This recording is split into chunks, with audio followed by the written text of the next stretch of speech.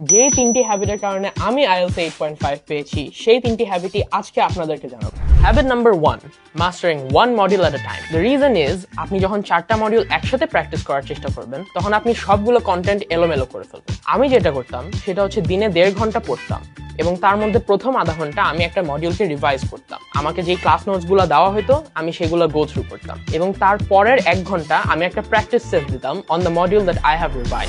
2 নম্বর পয়েন্টে যাওয়ার আগে আপনাদেরকে একটা জিনিস বলে নেই, এই তিনটি হ্যাবিটের পাশাপাশি আপনি যদি ফুল আইএলটিএস এর প্রিপারেশন নিতে চান এট 10 মিনিট স্কুল তাহলে কমেন্ট সেকশন চেক করুন। Study habit number 2, analyse your mistake.